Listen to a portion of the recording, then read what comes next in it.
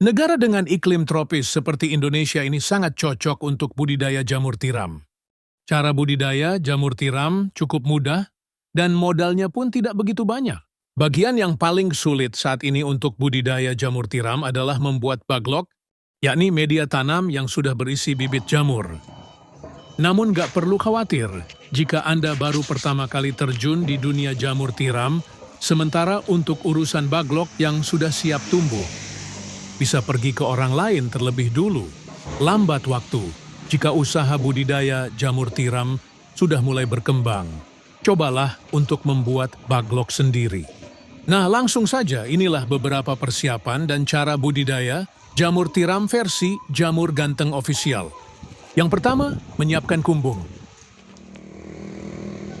Kumbung ialah semacam rumah untuk jamur, yakni tempat untuk manaruk dan merawat baglok hingga tumbuh jamur siap panen.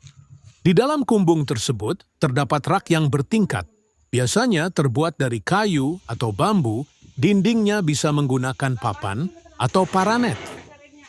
Dan pada bagian atap menggunakan genteng, jangan menggunakan seng atau asbes yang mudah mendatangkan panas. Bagian lantai sebaiknya dibiarkan menggunakan tanah, agar saat terkena air mudah meresap. Sedangkan untuk ukuran rak, bisa Anda sesuai sendiri tergantung ukuran kumbung dan baglok yang akan dibudidaya. Namun idealnya ketinggian ruang sebaiknya tidak kurang dari 40 cm. Rak bisa dibuat 2 hingga 3 tingkat lebar. Rak 40 cm dan panjang setiap ruas rak 1 meter. Setiap ruas rak bisa memuat 70 hingga 80 baglok. Kemudian menyiapkan baglok. Perlu kalian tahu, kualitas baglok yang bagus sangat mempengaruhi pertumbuhan dari jamur itu sendiri. Baglok ialah media tanam untuk meletakkan bibit jamur yang terbuat dari serbuk gergaji. Serbuk kayu tersebut dimasukkan ke dalam plastik berbentuk silinder dan pada ujung plastik diberi lubang, di mana lubang tersebut nantinya jamur tiram akan tumbuh keluar. Saat ini baglok jamur tiram YJ berbobot 1 kg dijual, kisaran harga 3.000. Cara merawat baglok. Pertama, silahkan letakkan baglok pada rak yang sudah berada di kumbung. Anda bisa menyusunnya secara vertikal atau horizontal. Jika menyusun secara horizontal, berarti lubang baglok berhadapan ke samping. Sedangkan jika secara vertikal, maka lubang baglok menghadap ke atas. Namun biasanya, untuk para pemula lebih milih untuk menyusun baglok secara horizontal. Hal ini dilakukan agar tidak ada air yang masuk secara berlebihan saat nyiram baglok dan proses panen pun bisa lebih mudah. Kapan penyiraman dilakukan? Penyiraman penyemprotan dilakukan setelah panen pertama jamur tiram. Baru dilakukan. Penyiraman biasanya dilakukan sebanyak 3 kali dalam sehari. Lakukan penyiraman dengan sprayer atau sistem kabut frekuensi. Penyiraman 2-3 kali dalam sehari tergantung suhu dan kelembaban kumbung.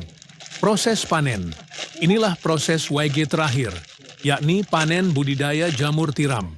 Bila baglok yang digunakan permukaannya telah tertutup sempurna dengan miselium, biasanya dalam waktu 1 hingga 2 minggu sejak pembukaan tutup baglok.